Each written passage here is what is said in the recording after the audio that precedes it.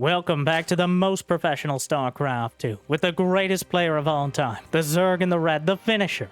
It's Serral, facing off against the man who defeated him to become the reigning world champion, the Terran in the blue, the Frenchman from Team Liquid. We have Clem in a best-of-7 Terran versus Zerg showdown between the top two players in the game right now. I don't think the competition is really very close. Hopefully not nearly as close as you are to smashing that like button. Maybe even subscribe. Help me down to the algorithm. And Jimmy, what are we at? No cringy. 1,643 likes on this video, on this cast. And I'll cast another one. And I'll probably do it anyways, because I don't know what else I'd do with my life. But thank you for watching. Hopefully, you've had a good day so far. I certainly hope it's about to get just a little bit better. The first Reaper from Clem poking in, keeping tabs on what Serral's up to. And now while Clem might have a very good idea of what Serral's planning to do, the details do matter. And right now, Serral trying to hide them.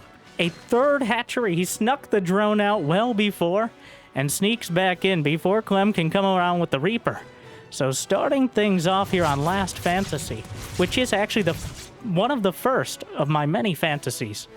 A more than two-player map in the StarCraft 2 map pool for the first time in maybe half a decade. I think Frost many years ago, many moons ago. But it has been a long time since we've seen a 3 or 4-player map, and even more rare, a 3-player map like this one. And exciting to see it as the first game of the series. I'm not sure which player decided to pick it first, but in a best-of-7, you only get a couple vetoes, so will be interesting to see how it plays out. Clem, luckily for him, managed to scout right off the bat. He spotted where Serral was, but he couldn't stop that third base. So that means Serral off to a... Well, that's just disrespectful. Just runs right by. Zergling speed spotted, gives the Queens the run around, and goes right back out the other side with a quick bounce. Well, that was... I think disrespectful covered it, but... Wow. Realizing that Serral actually did have Zergling speed with this, which is not necessarily a guarantee with a hatchery that quickly. Clem didn't get in far enough to see whether Serral had gas. He must have cut a few drones in order to make sure he had the hatchery on time, but it pays off for him. He's got both speed and his hatchery too, and is mining just enough gas. Oh, now with 3 in gas again. So Serral looking for maybe a dramatic follow-up to this. I honestly have seen so few games on this map, because even though technically we now have a 3-player map in the pool, now players are pretty set in their ways and fear change. And if you've seen these two before, you know they're all about drilling down the details as opposed to maybe innovating in a dramatic way. Neither really wants to rely on some sneaky strategy that's going to grab a win, as opposed to effectively outplaying their opponent over the course of 5, 10, 15, 50 minutes. A lair starting. Third command center, a little bit later on, spotted on the low ground. Serral snuck by with some of the Zerglings. And the door is open right now, which obviously a major vulnerability. The Zerg just gets the wraparound on the heli. It's Clem, wake up! The Zerg are inside the house. And the Hellions have to come back to defend. A whole bunch of SCVs are going to go down. And because Clem didn't even have a third CC... Well, who's locked in here with who? The Zerglings are incinerated. 2 SCVs down, so... The Zerglings getting charbroiled certainly cleans things up nicely. But Clem did not have that quick third command center we're used to seeing. Oh, the Queens... The lair's not done, so no Overseer. 1 Queen gets assassinated by the Banshees, and here come the rest of the Hellions as Clem strikes back. The Zerglings looking for the wraparound. The Queens can't get too close as the Banshees are just picking him off. Hold position right outside of range. Another Queen dies as regicide being committed by the Frenchman, a revolutionary tactic. The Banshees, even though Serral knew they were an existential threat, that doesn't mean they won't find an opportunity. Slipping into the main, yet another Queen is taken down. 6 drones alongside him, but Serral plummets to a 16-worker lead. Because again, Clem didn't have that third command center done. He was relying on these early harassment units to keep the pressure on, and they have done so. But Serral is more than willing to trade Queens for an economic lead, and he's done exactly that so far. He has lost 4 queens, 18 lings, 7 drones. But considering he got that third base so quickly, just look at the worker count. Clem's only at 51, and that's the third command center being delayed right there. Clem, is that a burrow rush? That's crazy. Okay, that's all I have for that. Burrow to Baneling rush. I have to assume it's for Banelings, as there's nothing else that would really benefit from it. The queen's boxing out for the 6 o'clock-ish, call it about 5:15. PM or AM? For Serral, it's definitely AM. Meanwhile, the Zerglings will meet and greet with the reinforcements on the low ground. Clem has plenty out here. That production is already online. Very importantly for Serral, he has Baneling speed completing, but Clem will have an upgrade advantage, and that can compound very quickly in these sort of fights. Picks up the tanks, heads across. Burrow is 3/4 of the way done. It's just that small adjustment. 100-100 for Burrow is not much. And Serral himself has said that burrowed Banelings... Remember when Scarlet used burrowed Banelings against Bomber just 11 years ago? Yeah. Are you old now? Half of Clem's life ago? Moving on. Burrow now completing. Infestation pit on the way. So Serral angling towards Hive, but here comes Clem. Combat shield isn't done. 1-1 isn't completed. I believe Serral has some idea this is here. The air blocker's making things difficult. Jams his tanks up against the edge of the map and now stimming in. 1-1 about to complete, but still no combat shield. 70 workers apiece. Serral not getting too greedy with it. He's got a whole lot of Lings and Banes on the ground. The Queen's trying to come up. Combat shield 8 seconds out. It should be done the moment these Lings and Banes close in, but here comes Serral from both sides. The jaws of Serral close in, and they'll expect some of us in the wreckage brothers. Leaves the tanks behind. Picks up the Marines, heads to the low ground, and Serral, he still has that standing, or I guess it's standing even if you have 4 legs, army. Banshee's taken out, and immediately the Queens will respread the creep. Serral's creep spread. Only 8 minutes in, under pressure, still extending across, and Clem is expanding towards him, which means the creep is getting up in his face very quickly. But 2-2 upgrades on the way. Clem dead even on supply. Serral with Lings and Banes up to the north side, but there's a whole lot of cliffs, ups and downs to maneuver. Makes it very difficult. It's simply not cost-effective to go for Spire or even Hydralisks in order to deal with the medevacs. They are not fast enough to chase the afterburners that Clem is using to incredibly efficient effect. That's a sentence. Clem now up 14 supply. His 2-2 upgrade is going to have 15-20 second advantage until very likely Vipers complete for Serral with Hive Tech or Adrenal Glands and or that, well, we'll see what the first choice is. That is the best chance to break this. Adrenal Glands is the first choice. Real shin right there. Even before Vipers. Meanwhile, huge counterattack, but the depot's kind of funneling the Lings and Banes. The Widowmine will burrow. Serral takes it out with ease. Reinforcements headed back. The third base is evacuated. Banelings connect. 3 SCVs dead. Does Serral remember he has burrow? I think he's waiting for his moment. The Queen's driving back the medevacs. The north side. He doesn't want to be super obvious about it. He hasn't shown the burrow yet. The timing could be everything here. If he just puts him on the ramp, I'm so disappointed.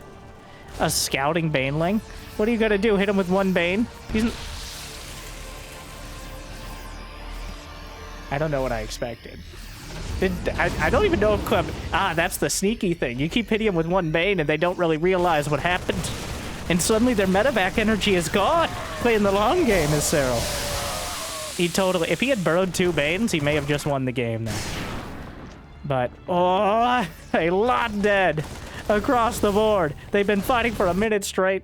I believe a medevac as well as a couple dozen Zerglings went down. Serral's supply is dipping, though. He has nothing but Lings and Banes, and he has to keep coming around the corner. Clem's army. Oh, here comes Serral, though, closing it so fast with those speed zones. And just clamping down on the Terran army. Ultraless Cavern is on the way. Adrenal Glands now completed. And Serral playing like he's up 30 supply as opposed to the opposite. But Clem, that's where his extra supply is. 5 medevacs and Not quite enough Marines for him to the south, but Serral will be losing his 4th hatchery and be knocked right back down to 3 bases of mining as Clem gets his 4th base online. And slowly but surely, Clem is grinding out an advantage. Serral has yet to take a decisive fight that Clem couldn't immediately recover from. Killing Marines with Banelings is good, but Banelings die when they attack. They don't come back easily, unlike the Marines that are picked up and dropped out yet again. And a hatchery under fire. Widow mines across the board. Retargets onto the Banes, but that actually costs him the time to lock on. Clem with the Widow mine micro mid-fight, but Serral noticed it as well. The Queen's trying to hold yet again, but the Frenchman is merciless against the Monarchy. More Banelings rolling in, but Clem picks up to the high ground, drops out, and now Lings and Banes are not enough. With Widow mines scattered throughout the field, Serral simply doesn't have the level of production to keep up. He's adding Ultraless into the fray. But between this many Widow mines, Liberators now in production, there's enough medevacs overhead. The speed zones are favoring Clem overall, as he's able to maneuver with the medevacs as well, trying to draw out the Widow mine. Hits Serral, thins out the mines, but his Zergling count dwindles as well. GG. Clem grinds through to a decisive victory in game number 1. For a moment, the Burrow, just one Baneling, Serral. A man of your talents. Game 2, Clem in the top left in the blue. A decisive victory in game 1. Serral holding with him, but eventually you need more tech. You need something to shut down the medevacs. It's just, if you're under that much pressure, Serral was spending all his money, all his gas. He was using the Queens as best he could. Very simply grabbing that next level of tech, whether it's Hydras, Vipers, or Ultras, is sometimes a bridge too far before Clem comes across and burns it down or shoots it to pieces. So eventually, the war of attrition is lost by the Zerg. Not something that happens on a regular basis, but is certainly plausible when Clem is involved. We'll see if Serral can adjust. I don't think we'll see the Massling Bane strategy. A big wide open map like Last Fantasy makes sense. Try some counterattacks, try to just overwhelm and eventually run over the field, ideally with Ultras. But he just never had the time or the space. He was never able to put together the army supply. Even the counterattack early on he did, I think kind of backfired. As the Zerglings were incinerated by the Hellions, he barely did any damage. Clem really prioritizing getting that early tech and putting the early pressure on as best he can, which is better than anyone else, so you know, pretty good.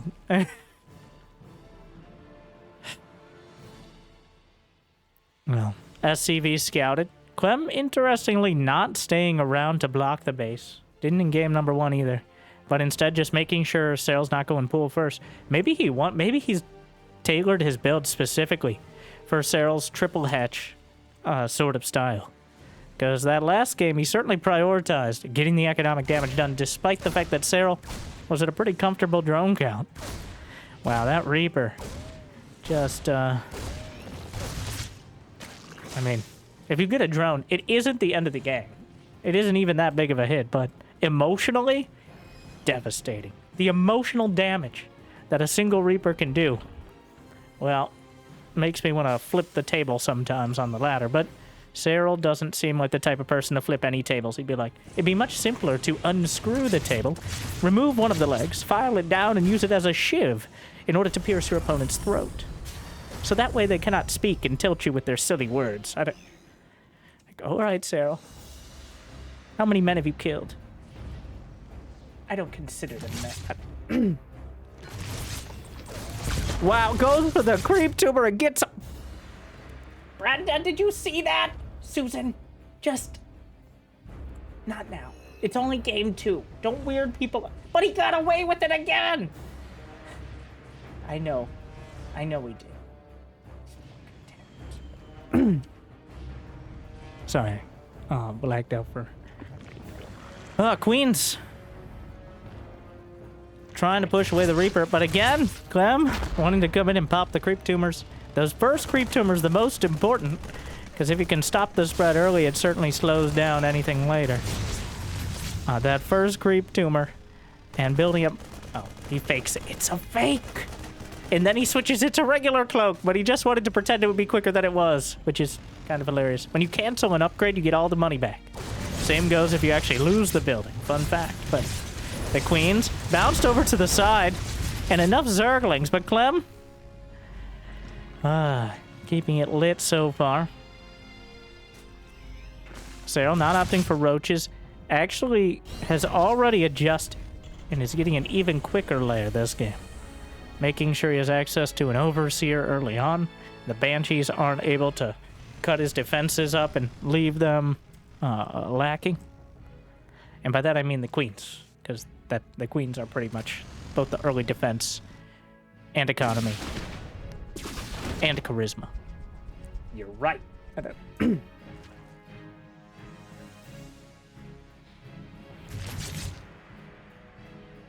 Spore crawlers on the way.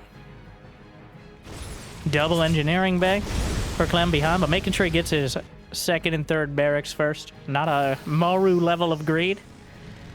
Instead, prioritizing the level of production so he can come out and hit those timings as sharply as ever. Lair's now completed. Serral will be able to, he's actually building 2 overseers. One on the other side? No. Both back at home. Those banshees certainly left a mark last game.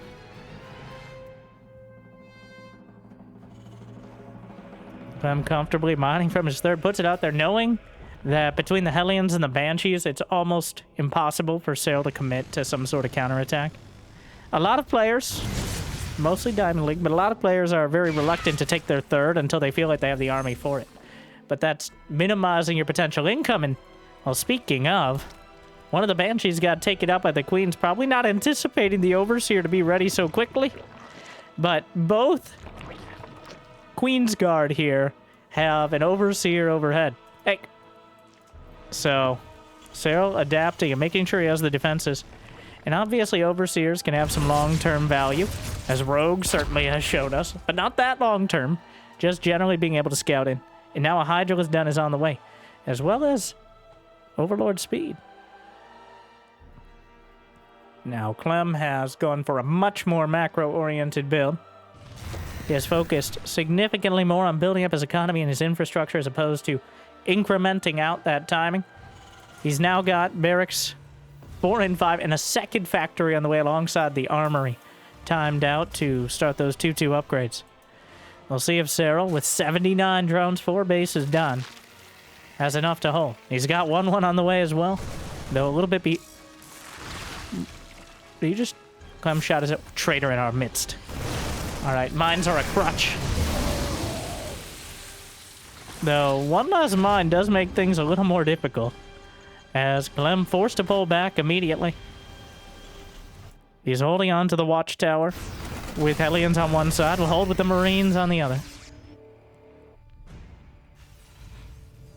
4th command center on the way as well. But Serral has mostly been allowed to get to, he hasn't started the Hydras yet. Counter Micro picks up the Widow Mine, and so far Clem, I guess... Brenda, no! Where are you going? No, what is this? Oh, the shift queue again! We won't speak of this. Happy little accidents. Serral's setting up for a Baneling drop. Wow, that's a rare Pokemon right there. And the Queens are able to get back to the creep. Clem, microing against it, continues Prairie Dog in the mines in order to minimize the collateral damage. But Baneling drops. This is one of those, much like the Burrowed Bane of last game. Well, this time Serral is definitely committed. If he can get any significant damage on the SCVs, he has the tech back at home to deal with the army. And there's no way Clem's looking at this. 6 SCVs dead immediately. He's pulling away, but I don't know if that helps. 10 SCVs dead. Real critical economic damage. And Serral's not done yet. Another Overlord is headed in towards the natural. Clem is not looking that way. He's looking on the other side of the map. He pulls away. He doesn't even know for sure there are Banelings in there, but the Dropper Lord has a very distinct and bulbous look to it. Some might say distinguished. I wouldn't. But between the threat of the Baneling drops and the army at the front, Clem's attention is split. He can't focus as much on that pinpoint micro. I think Serral has managed to do more with less with these Oh, speaking of doing more with less, the Widow Mines do apocalyptic damage. One survives. Serral kills 9 mines and 15 marines for 46 zerglings. A lot of banelings went down in the fray there too. The Bane drop comes back in. Clem not respecting it. And 7 more SCVs dead. But wait, those are zerglings. Don't know why they're zerglings, but the Banshee overhead. And he drives everything back. Widowmine's cut both ways. Serral's still down in supply, but he's adding Hydras in. As the Queen's forced to hold the line. The Hydra's adding a bit more anti-air capability, but Clem doesn't have 2-2 finishing up. He was delayed. The Baneling drops kept him busy. And now wrapping around, the Queens force him to pull back. And the hatchery is actually saved as well. But despite all of this, despite the damage done by Serral, despite his slight economic lead now, especially after all those SCVs had to run away from the Banes, Clem still has the supply. He has 4 bases. He has 77 SCVs. If Serral can hold 1 strong attack, he's going to have hive tech. But he has to hold. And right now, his grip is tenuous at best. The Widow Mines dragged into the army to some extent, but some of them dragged back in. The Queen's gunned down yet again. The medevacs might be out of energy, but the Queens are out of HP. More Widowmons taken down, but the Marines are left to contest with just a few Banes and Hydralists, and Clem opens up a 40 supply gap. A single medevac is knocked out of the sky, but there's still 3 where that came from. The Marines in the red, the autumn colors, an existential threat. But still, 30 Marines in the main base. The Lurker Den is targeted, and Serral taps out before it can be taken down. Clem takes 2 in a row.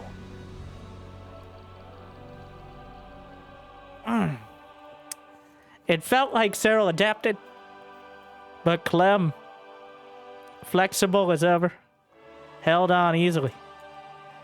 And now he turns it around.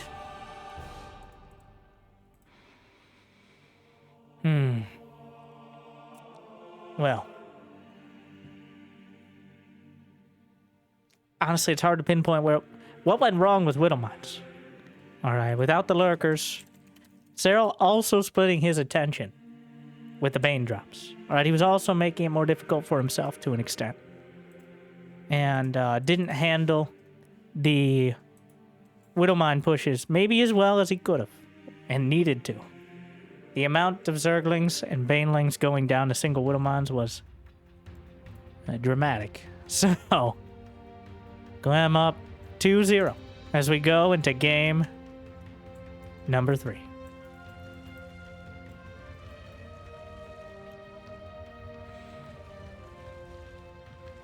Game 3 is on torches.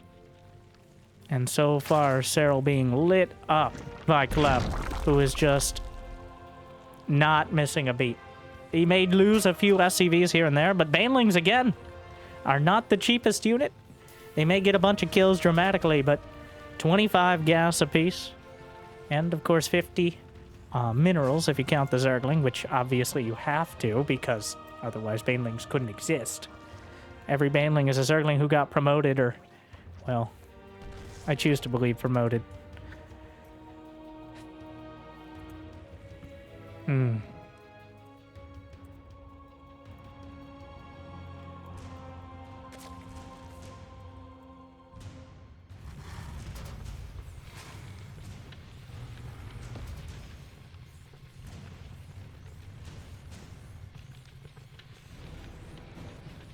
Roaches.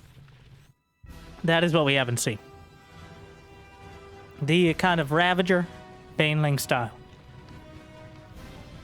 Something a bit more mid-game oriented. So far, Serral has been setting his sights on Hive Tech. Alright, he's kind of stalled. He's taken a beat and built up Lings and Banes, Ling, Bane, Hydra.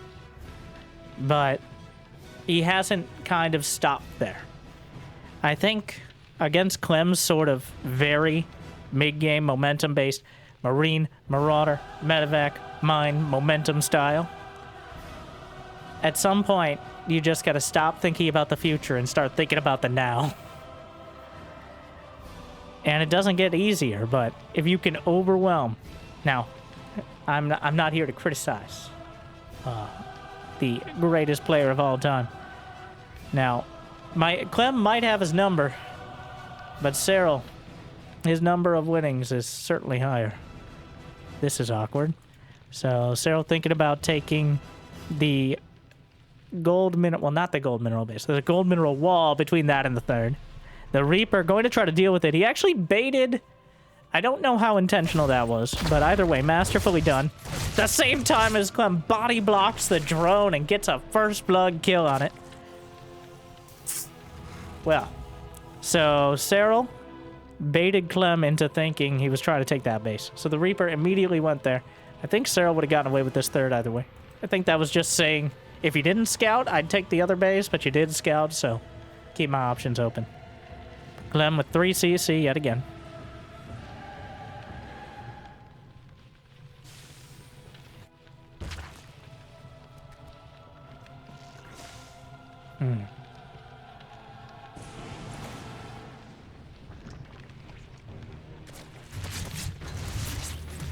Just disrespectful. Reaper comes in. Reaper goes out. You can't explain that. And Roach won. Interesting choice. Now, and the Roach one is at the front? Yes. Has Clem spotted it? No. He's thinking about it. It is very likely a more macro-oriented. It is Serral, so that is his default.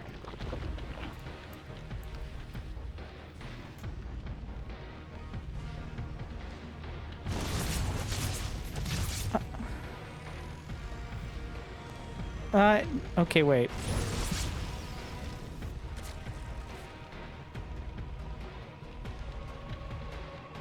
No. No.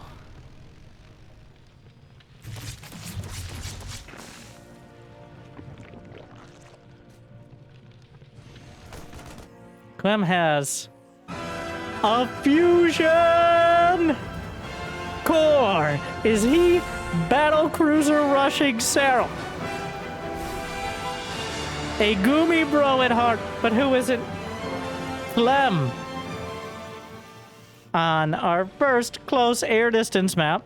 Now this map also has a healing shrine that is open to air. I wonder if that's factoring in. A battlecruiser is in production.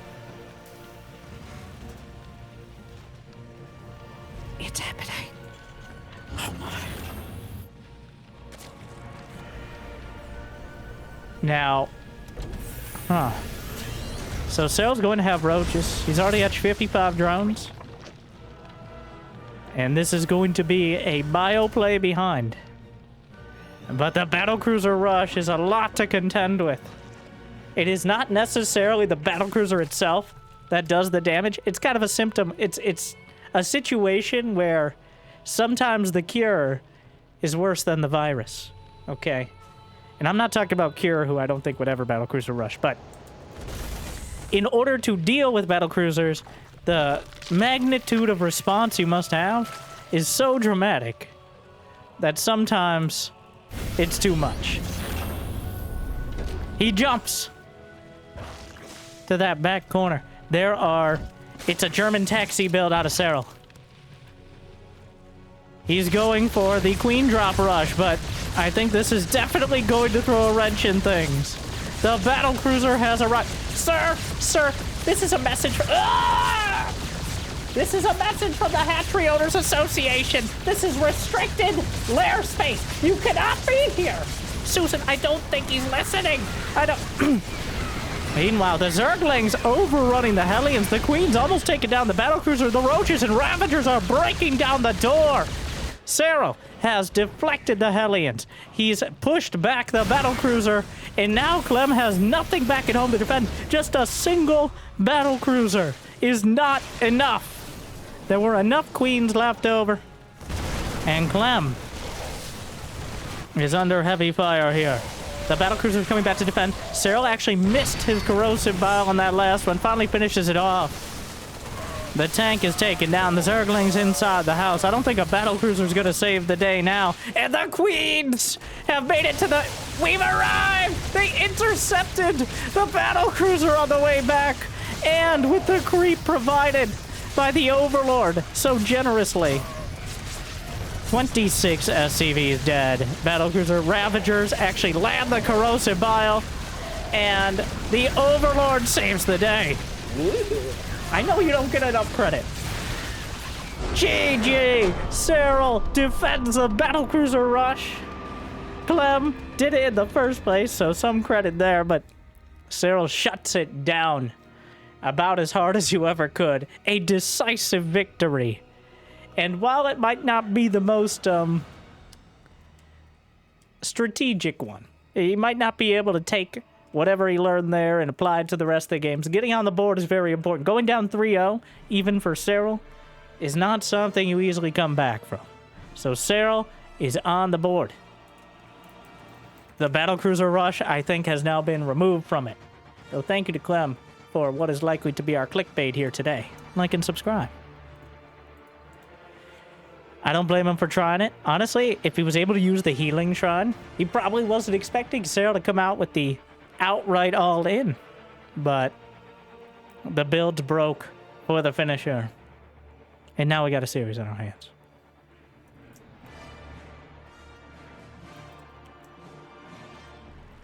Game 4. Game 4 is on ley lines. In the top right, it's Clem. And in the bottom left, we have Serral. And thank you again, or for the first time, I'm not sure. Jimmy, is it in the description? Thank you to Pig for putting on yet another Pigsty festival. Bringing the fact that we have this many best of 7s and best of 9s again with the top players is something we don't have, in my opinion, as a content creator who absolutely thrives off of this often enough. So if you haven't yet checked out Pig, please do so. And if you made it this far with my casting, well, I'm glad. But Pig's definitely more prompt with his postings of these. And, of course, putting on the tournament, which is a lot. You might not think it's easy, but it's harder than that. All right. The fun fact about Clem. All right, not to judge, and this is probably not true anymore, but there was a time when Clem was so notoriously... I don't think this is true at all anymore because Clem shows up for everything. But multiple times when Clem was late for his tournament matches, so his... the organizers tweeted at his parents to wake him up and play. His parents very supportive. I think in order to play from like the age of 9, your parents do have to be very supportive. I don't know what race his dad played, but I know he's been at tournaments and such through. Definitely a StarCraft fan, obviously. But so, where was this coming from? My point being that even the very best players are still nerds at heart. Well, besides Serral, who is obviously a robot, aka Finnish.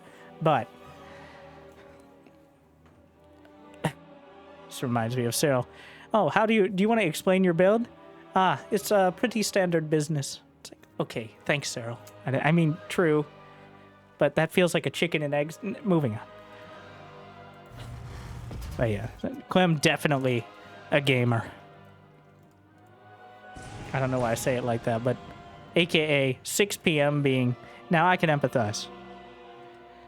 But 6 p.m., as you know, is gamer time. That's the morning. I mean, that's kind of the morning for me. I always streamed at night because I originally was going to school. And by that I mean until I decided to just commit to StarCraft full-time. Much to my parents' dismay, but, well, here we are. All right, look at me on the YouTubes. Okay? Don't know if you figured out how to put it on your TV again, Mom, but if so, shout out to you. You know who I'm talking to. Doubt it, but... Oh, that is very rude. And now the queen... Oh! Well, this is...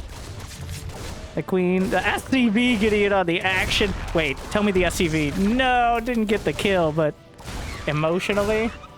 Oh, this, what? 2 Reapers at an engineering bay?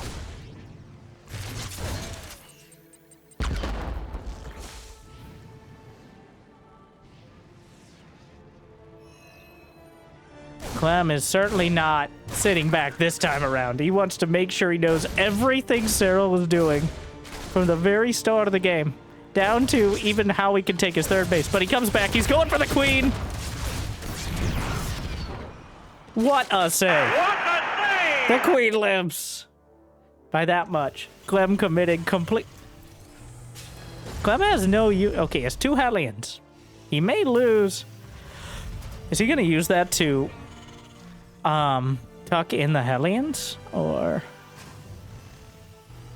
he's building a bunker at the bottom of the ramp. There's still an engineering bay at the 3rd base, which is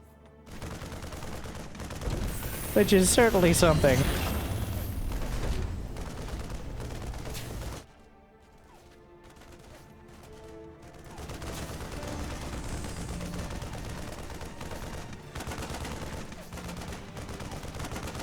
Overlord driven back. And where do we go from here? Baneling nest on the way for Serral. Notice his drone count. Might be like 34. That seems low. Because it is. Alright. 34 drones is not a sustainable economy. He gives up the Overlord. This is a Baneling bust all in. For the 2nd game in a row, Serral is going to hit Clem as hard as he can. With pretty much everything he has. That queen! No, run! Ooh. There's only 3 queens on the field. Serral successfully hid these Zerglings. The Bane Nest. And Clem is doing that most troubling of builds. A Hellbat timing. Ah, yes. The definition of mediocrity. You look up mediocrity in the dictionary, and you see Hellbats. And if you look it up on ChatGPT, there'll be Firebats for some reason. Like, that's not what that's StarCraft 2. I bet.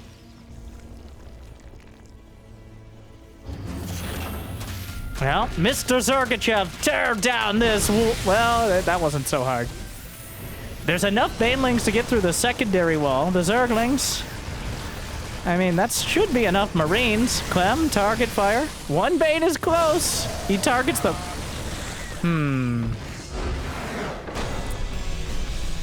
Well, that did not go well enough.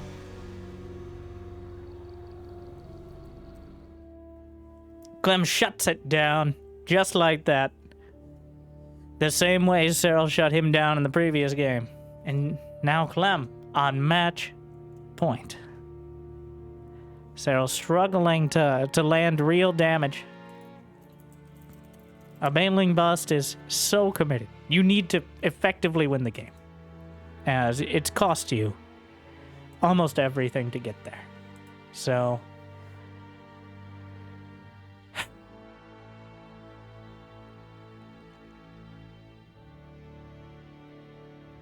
we're going into Persephone.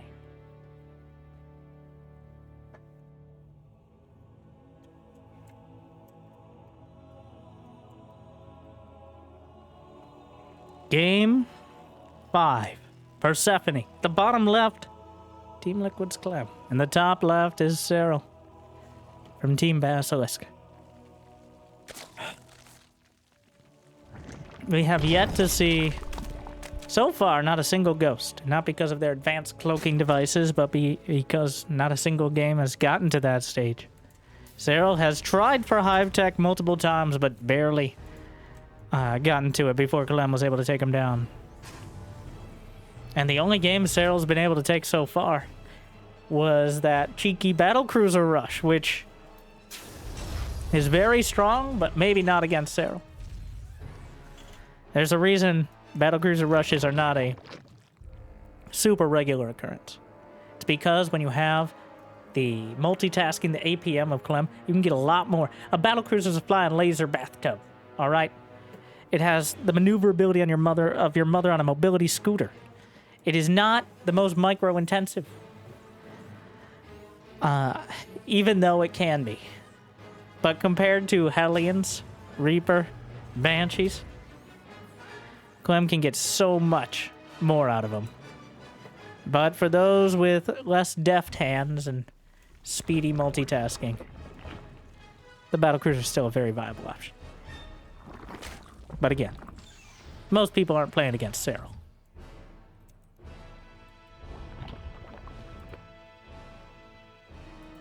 I think the further away we get from a more strategic game, the harder it is for Serral. Like Serral, if you just played the game like an auto battler, Serral would win every time. It's less Clem's specific strategies and more his perfect execution. He's really pushing that level of Terran micro that 10 years ago, maybe 12, we would have only seen in those like AI script unit generators. Like the automaton microbot where it's individually targeting down speed banes on creep. I remember when we first saw Marine splits, which was watching like 7 Marines split against 5 slow banes up a ramp. And that was mind exploding at the time. I think it was Marine King, or who eventually became known as Marine King.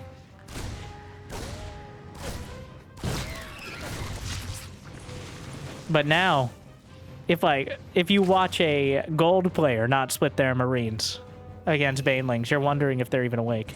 The goalposts have shifted dramatically.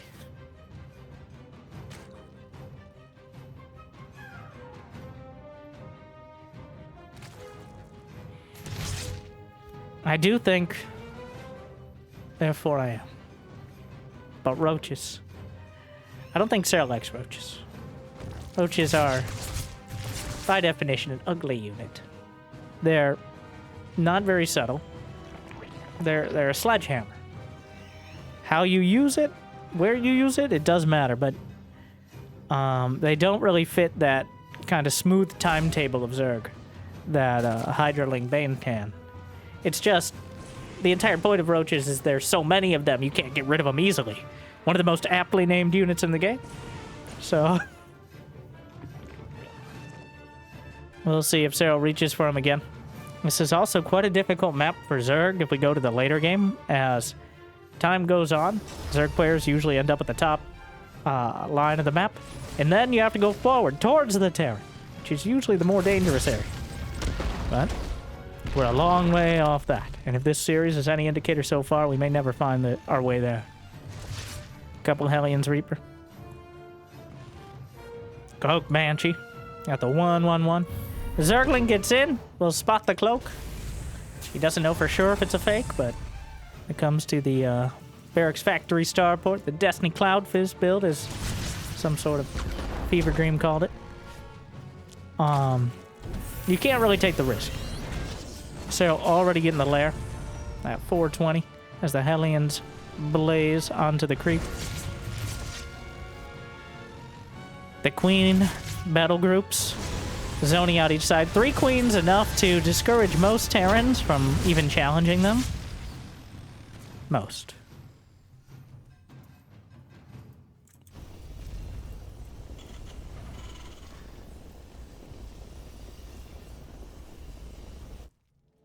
So get in that top right corner.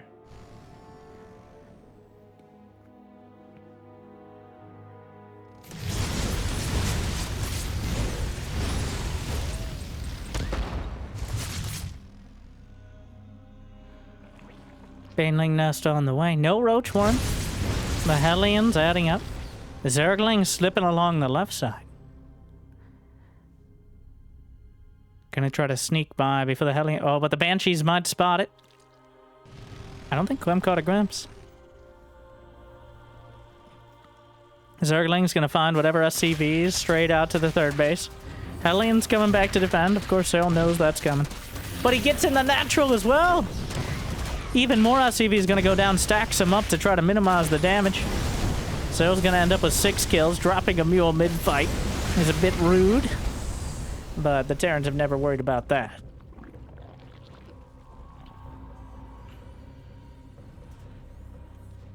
$64, $65 to $50. Workers across the board. Serral, of course, in the lead so far. If that ever isn't true, things are looking quite rough. Second factory, very quickly for Clem. Wait, is that? Okay, after 5 rounds. If it was after 3, that'd be some sort of crazy bio-curious build. No, Brenda, stop! Do not stop it, Brenda. This needs to produce faster. We can't hit the hatcheries anymore. But the Vipers do. That's different. I'm sorry. Double Hydra Den. It feels intentional. We'll see if he actually gets both upgrades. It's not a huge expense, but getting Hydra range and speed, saving about a minute on it, could potentially be helpful. Serral is not immune to forgetting that he started those. He starts Hydra range. And now he has an opportunity to pretend it wasn't an accident by starting Hydra speed on his second Hydra Den. Banshee is over to the right flank. Infestation Pit. Unfortunately, it's a decoy Hydra Den. Double drop heads to the main. And so far, Serral able to box out across the board 83 drones. He's got that, healed up the single Hellion at the healing shrine. Does have an air blocker, though. Ooh. Marines grabbed up, but the Baneling's rolling in. They'll get a couple Widowmines. Keep him busy on the counter. Combat shield not quite done yet. Double drop. Hellion's running by, but the Queen's trying to hold the line. Not quite enough in order to stop him from breaking through with the Hellions, but even saves a drone with the transfuse. Some Hydras on the way, and Serral shuts this down. 20 supply lead.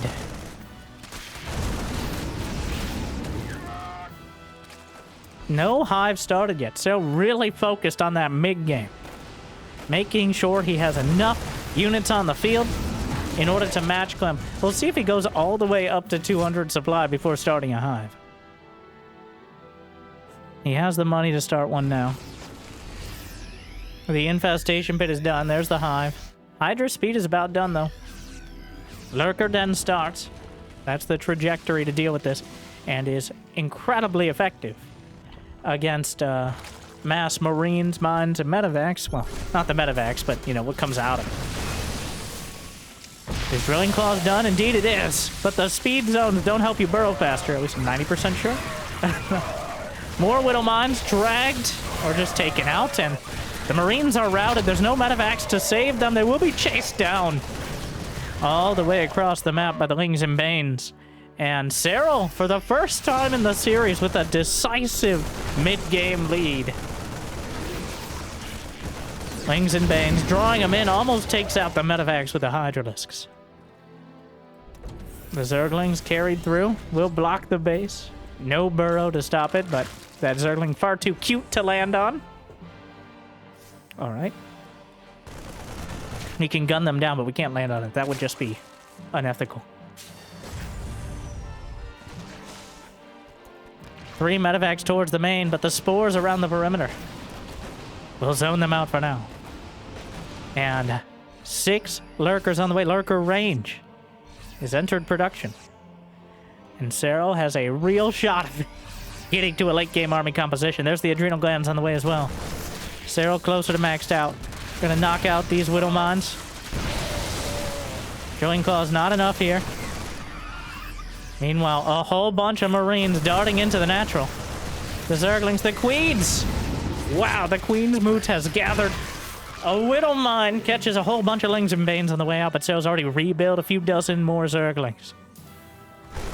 Over to the right. Clem does such a great job of keeping that creep at bay. Serral has 10 queens. Oh, but the knight is at the back. Clem! He realizes he's scrambling back to defend. But it looks like the lurkers will make it out. At least a couple. He pops about 3, 4 lurkers. Widowmine helps. Another. Oh, the Marines are not enough. Serral, and now he's fighting down the center of the map. Clem microing back, but the Banelings are crushing through, and the Hydras are able to pick up some of the medevacs. Clem down 50 supply. The lurkers have kept Clem busy back at home. He couldn't control the fight at the front. His Marines are routed. SCVs slaughtered. We've arrived! The queens are back in the base. He might take out the armory before +1 plating, and the rest of the base may be soon to follow. As Serral has ripped apart the main army and has a toe hold with those weird Zerg toes in the main. Check out my drone leaf fans for more. Clem is evacuating his main base as Serral has claimed both of them for now. More lurkers on the way as the foothold continues. Widow mines dealt with the queens. They're still boxing out for the lurkers, eating as many hits as they can. Clem will be able to clean this up, but at what cost? Serral going to be hitting the 4th base simultaneously. That last lurker slicing through so much, and Serral's still nearly maxed out. GG! Serral strikes back yet again. Across the board. A victory for Serral as Clem just never got anything going. More than enough drones early. And Serral with 4 bases, able to outproduce Clem. And that Nidus just took it from a small advantage to a decisive one. As Serral now a little bit closer to tying things up. And that was a straight-up victory. That wasn't a cheeky battlecruiser rush. That wasn't a lucky Bane bust timing. That was just a straight-up win. So we'll see what Clem brings to follow that up.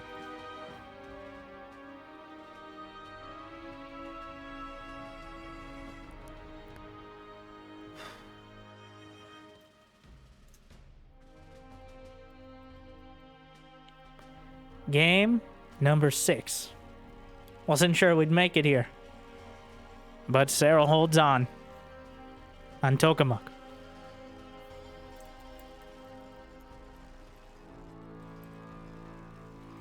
Clem in the top right corner.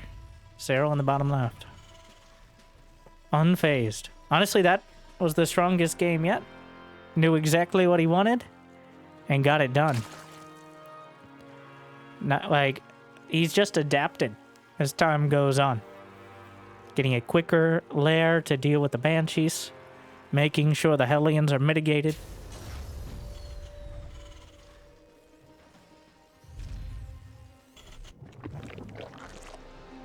I wouldn't go as far to say Clem might need to switch it up.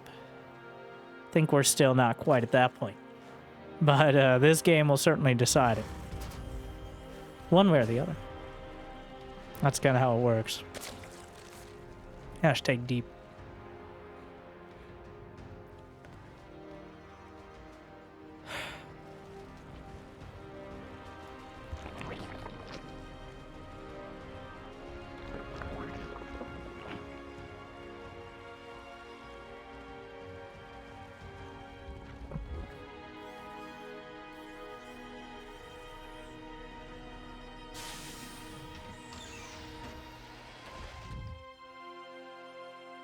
SCV Scout just going out to make sure Serral doesn't go pool first.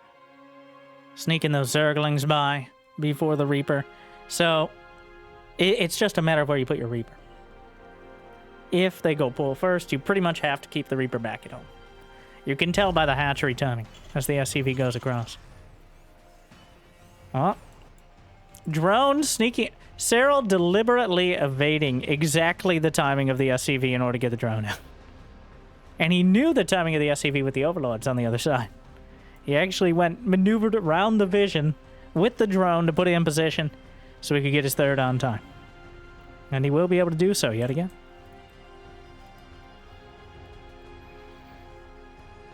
Assuming, of course, Clem doesn't just sit on the base, but Clem has not been blocking the 3rd, except for that one very clear game on Leylons.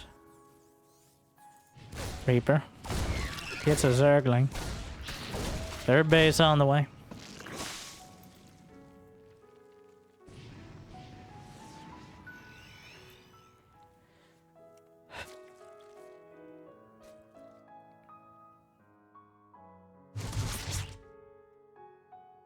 Third command center for Clem. I just have to see how it plays out. I got no real speculation here. I seriously doubt Clem will be opting for another battlecruiser rush. Especially, it was pretty map specific as well. Serral, on the other hand, is not...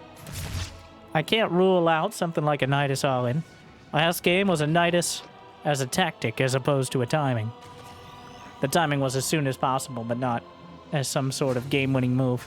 Though it ended up being one anyways.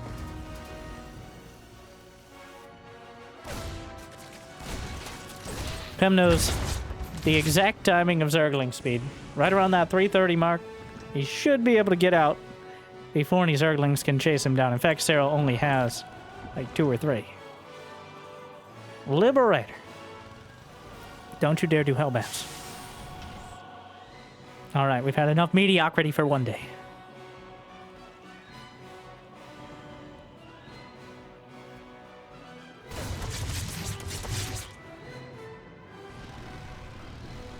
I say it because Liberators, well, Liberator a little bit cheaper in total investment than the Banshee. You don't need the tech lab as early. You have potential to get a whole lot of damage done with just one unit. Probably more than a single Banshee could do on its own.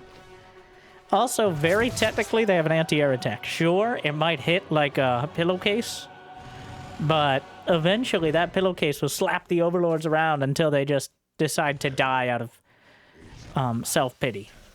That's about how much damage it does, but there was a time when the Liberators used to do enough damage to really be competitive. So then that's really all Terran's built. Back in the early days of Legacy of the Void, where you'd kill all the Corruptors, or Mutas, and then siege up and kill everything on the ground as well. Back when they one-shot Hydras. Good time. For Terran. Zerglings looking for the wraparound on the Hellions. Liberator trying to siege up the natural as well. The Queens, well, they'll deal with it. And more Zerglings. That Liberator, the main base is open right now. These Hellions still running around. A couple more Zerglings. Oh my, he found a spot in the main. Gets a couple more drones. Clem are racking up the kills.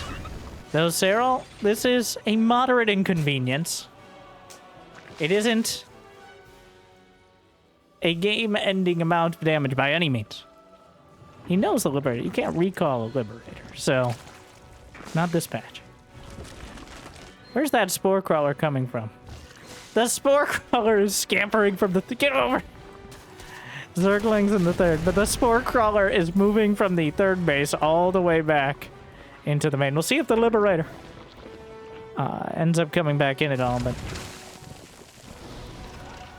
I'm sure Clem has it in the back of his mind, but if he forgets about it long enough, then yeah, he knows it's still there. And an uncontested Liberator can be a game-ending issue, but it's very contested at the moment.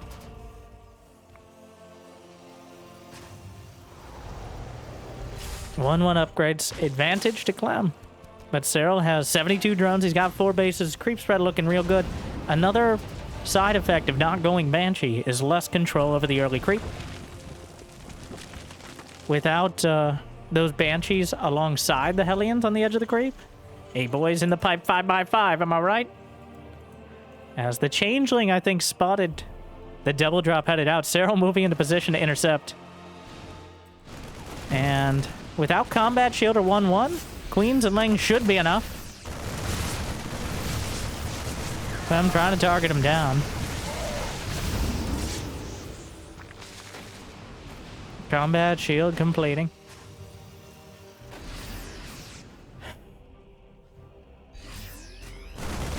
Overseer will be driven out by the Marines.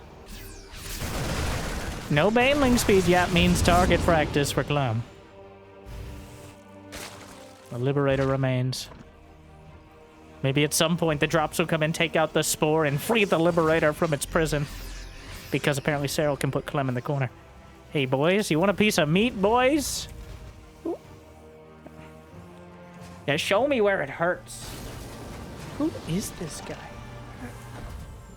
Why doesn't he have a combat shield? Well, Serral, now is a pretty good... Well, Clem's making Marines, he's making mines, he's making medevacs. None of this will come as a shock. The timing, the placement, and the execution are all that is left here.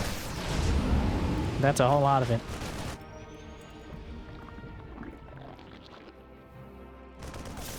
Hydraless speed, about to complete. Serral chasing down the army in the top left. Looks for the wraparound. Clem keeping the pressure on either side.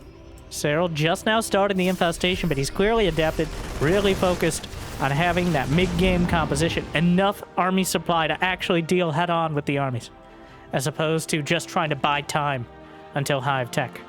The Liberator remains. Hydras, Lings, Banes over to the left flank. Double infestation pit for Serral, so he can research. Wait, there's only one research on the infestation pit. Can't even, like, make a joke out of that now. Decoy infestation pit. Second game in a row, Serral's doubled up on tech. Not a huge cost, but just kind of indicative of the mental state of the game. The Bane's off creep, having some trouble. The tank will be taken out, but the Marines arcing out behind it. And another attack over to the right. As Clem working both angles. Serral's struggling to keep up with it, but the Banelings should be enough. He's got detection here. Runs in, and now the drop's heading for the main. Couple Hydras in position to try to intercept. The only medevac without units. The Queens are the only thing to challenge on the right. Couple Hydras with it. Lings and Banes in the main. Hive Tech starts. And Clem picks up and gets out yet again. Serral, though, holding on. He hasn't lost any bases. He hasn't really lost any drones. Got 79 workers, equal with Clem. Which, not exactly ideal, but he is on defense and he's working towards Lurker Tech. Queen still holding. The sheer biomass out in front. So many Widow Mines. Drilling Claws is completed. Clem's made it a high priority throughout all these matches, and he finds a drop at the third. The Widow Mine dragged into the Marines! The greatest enemy of the Terran themselves. And takes it down. Without those Widow Mines splashing all over Clem's army. I don't know if Serral breaks that quite as easily, but now he's still down 30 supply as Clem continues dropping more bases than a Skrillex album, and a single medevac gets picked off, but Serral Hive Tech is not yet done.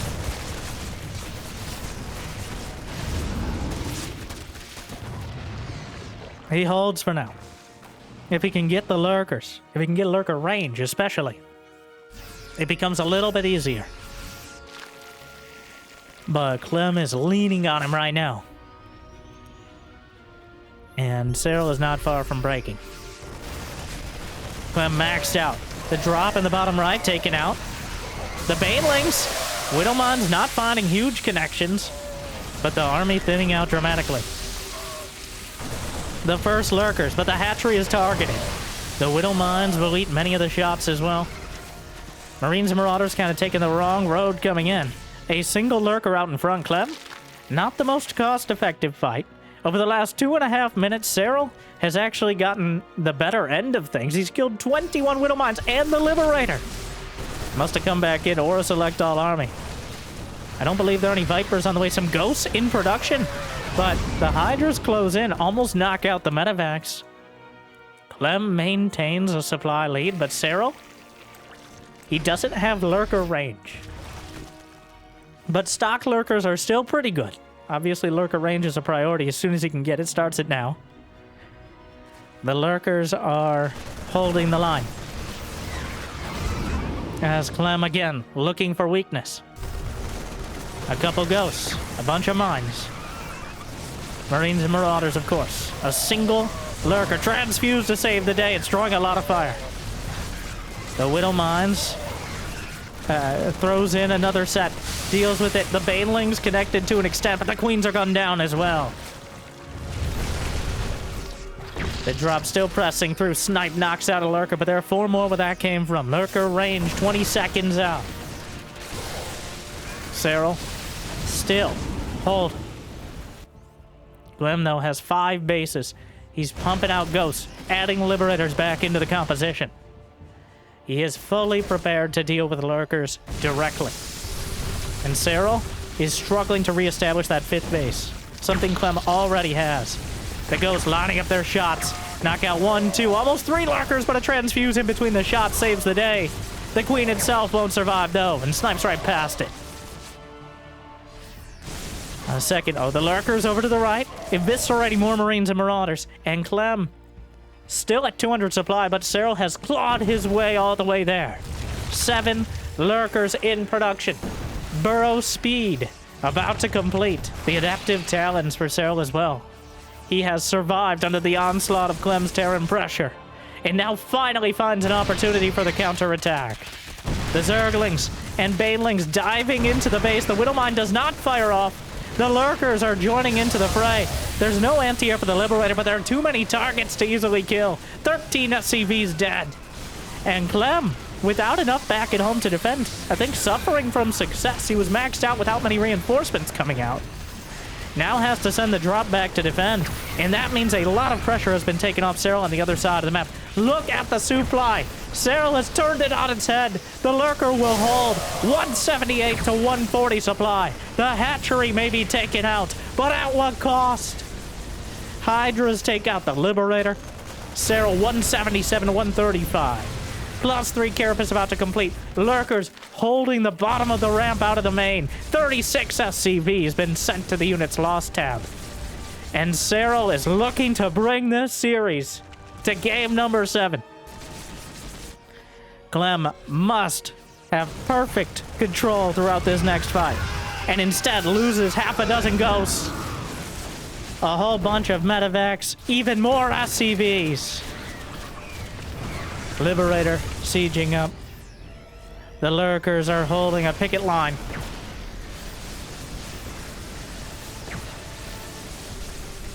The lurkers in 3 out of 4 bases.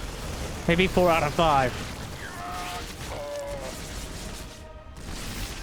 Clem looking for options, trying to break out into the lurker line, but a Pyrrhic victory at best here, if that. It looks like the lurkers may actually hold. And it's not like he has so many scans to burn. Meanwhile, the Banelings roll in. The Planetary and the Orbital taken down. And Clem types G. We're going to game 7. As Serral held the line across the board for 5, 6, 7 minutes until he was finally able to strike back with the lurkers.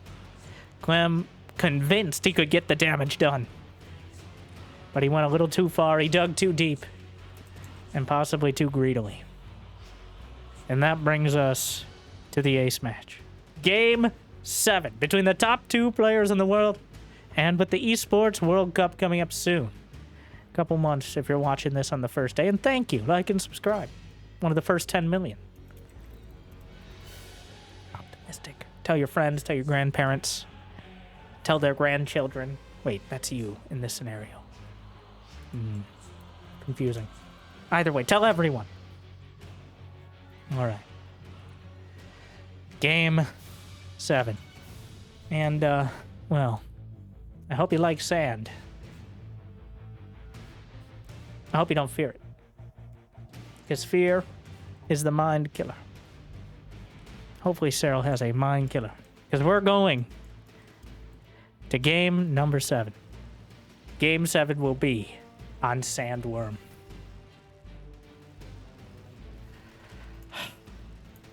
Serral has brought it all the way back and is now 1 game from a nearly reverse sweep. Not quite, but it certainly felt like Clem had all the momentum.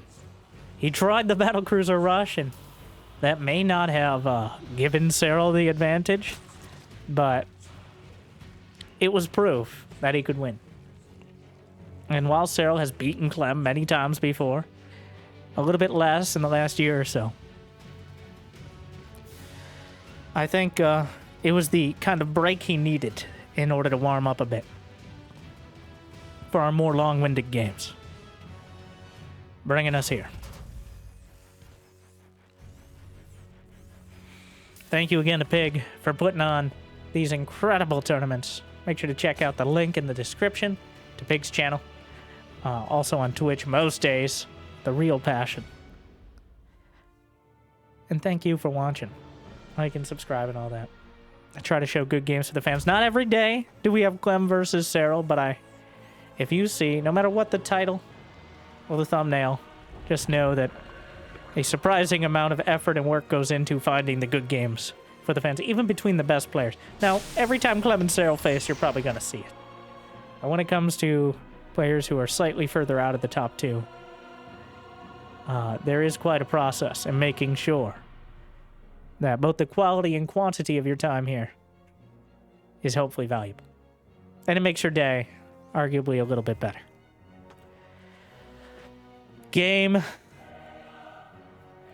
7. Sandworm. A most aggressively well, I was going to say aggressively standard, but there is a gold base down the center with rocks blocking the mineral line, but not the base itself. There's the sand spires, which can create quite a difficult choke point as well. But there's also plenty of opportunity to counterattack along the sides. It's got the outwards expansion pattern, which can lead to those longer drawn-out late games, of which last game was actually, I think, the longest by a pretty decent margin.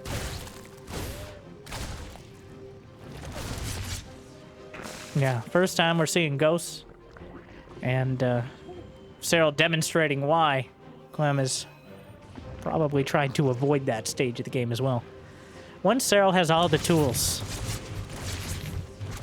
it's very hard to deal with. We've seen some very, very dramatic late games between these two before, but I think it always comes down to Clem's speed and Serral's strategy. Serral not quite as fast as Clem. And the fact that Clem is competitive on sheer APM is kind of madness in and of itself. But just in terms of how much he's able to get done in different places, I don't think it's a massive margin, but even like 5-10% slower is noticeable. 5-10%, like losing another 3 or 4 Zerglings every time, or eating 1 or 2 extra Widowmine hits because you're a bit too slow looking the other way. It adds up. It isn't always the difference, but it certainly has made a difference in this series. Serral the old man compared to Clem. I mean, like 5 years older, but Serral closer to 30 than 20 now.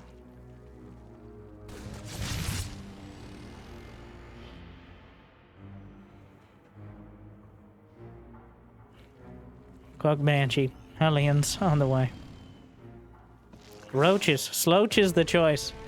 Not an all-in number, just enough to keep Clem on the back foot. Though, as the number climbs past 6, it gets a little more intentional. If you're going to go with more roaches, the queens have to come with them. Alright. The Overlord? Yeah. Okay, well, this is your job. Okay. Overlord sees. Cloak on the way. The standard fare. Immediately a lair starts back at home for Serral. Using those roaches as a shield to get to 50 drones and counting. Clem landing his 3rd command center. The roaches boxing out. Clem with absolute disregard. Oh no. Oh no. The queen can block the ramp. Wide stance.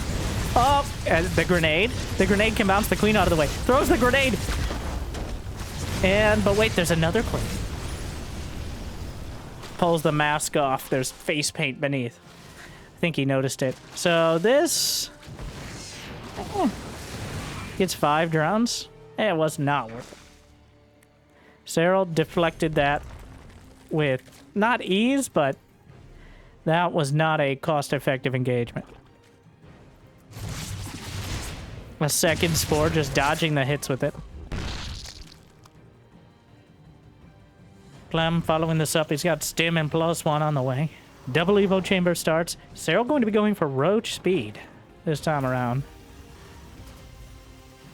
I think acknowledging how good siege tanks are on this map and kind of counterintuitively, siege tank Ravagers are the counter here.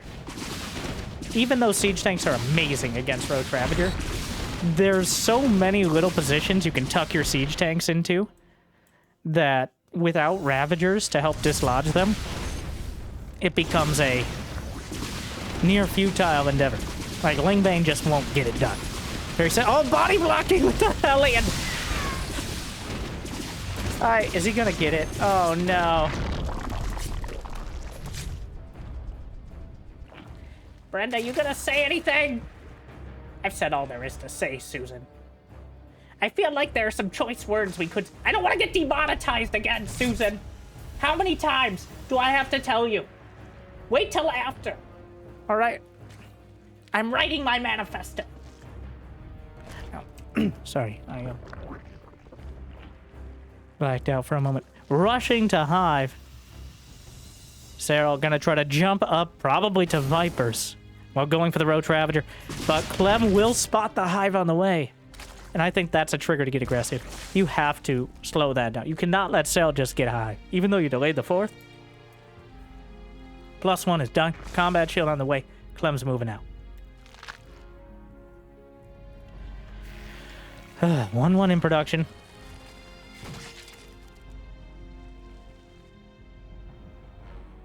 Lings and Banes being added in now as the ground army to help deal with this. The siege tanks dropped out using the medevacs to boost forward, and the moment the hatchery is finishing, oh, it just dies. Oh, the worst of both worlds. And the Lings and Banes are not here to help out. The corrosive bile did not land. Serral reached for the Hive so early. And Clem right now is slapping away the hand that went for it. Another Ravager. And if you don't have 3 Ravagers, you can't take out those tanks reliably. Serral already in such a devastating position. He did finish the Hive. He's got Vipers on the way. But I think he may have reached too far too fast. 3 hatcheries in production. The rush distance is not very long here. Trying to take down the rocks so he can actually mount from this base. The Banelings finish at the last possible moment to actually get some kills. Gets double kill with the Ravagers. Finishes off the siege tanks. Very efficient. The Lings and Banes coming in. Those are just changelings. Serral. The Vipers are somewhere. The Marines are in autumn colors. The Banshees are still alive. Elite Parasitic Bomb. He doesn't have detection. Blinding Cloud on the tanks as well. Banelings rolling through. We'll be able to clean up the siege tanks. And deals with the Marines to some extent. Will clean up the Banshees, and Serral will hold for now. Clem down 140 to 140 supplies. Got 2-2 on the way. But he was on creep against Vipers and Banelings. And Serral punished him for it. Clears up the rocks, opens up the gold base.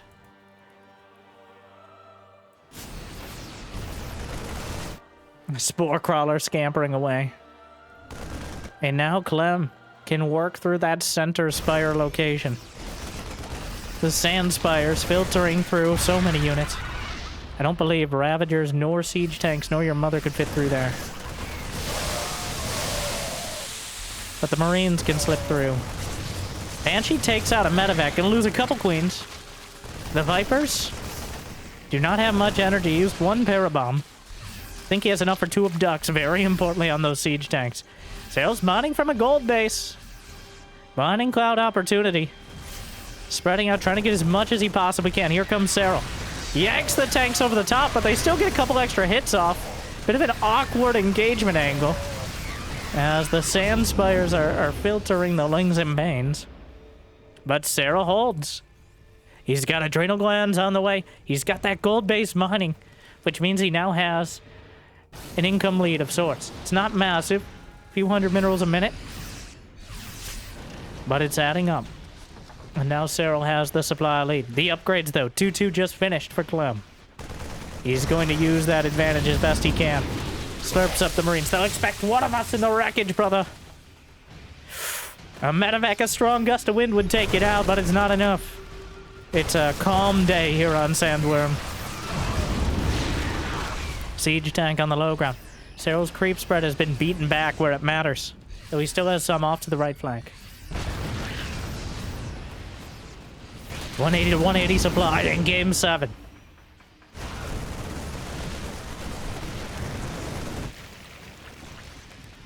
We're narrowing it down.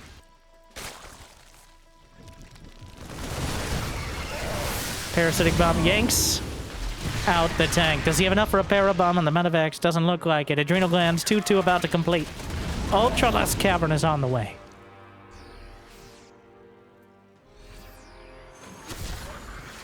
Throws up a corrosive bowel liberator taken down. Serral actually behind on workers here. Clearly focused on that army supply. Sees the army over to the left side. Awkward angle off a creep. Siege tanks on the low ground. Blinding cloud just in time before the first volley can go off. And the banelings are rolling in. The marauders out in front. But not enough to stop it. The Vipers go back. The drop is coming in. The banelings rolling up, but not enough. As Clem is on point. Serral losing a lot of supply as the Ultraless Cavern is finishing. Backing off yet again. The Vipers have helped hold the line, but they haven't been enough to turn the tide. Clem rotating around. 30 supply lead. Morlings and Banes. Ghosts on the way. Oh, he tried to drop out, and the Ravager Baneling managed to deal with it. Chitinous plating in production. A single Viking. There's technically no anti-air here. The Queens will come up to try to prove me wrong. A terrible concave for Serral. He's trying to fight, but the cliff here is making it incredibly difficult. Clem just tearing through everything.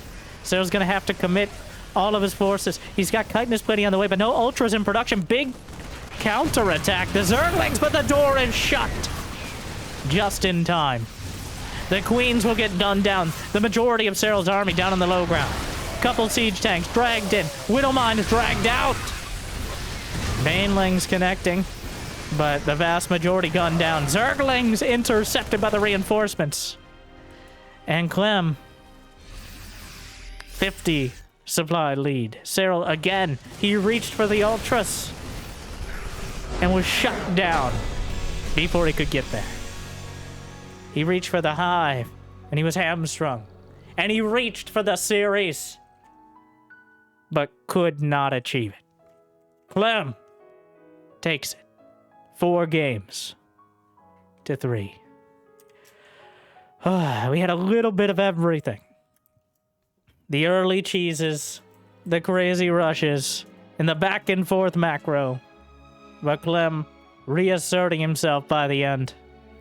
A strong performance and a victory over still the rank 1 player, but he'll move on.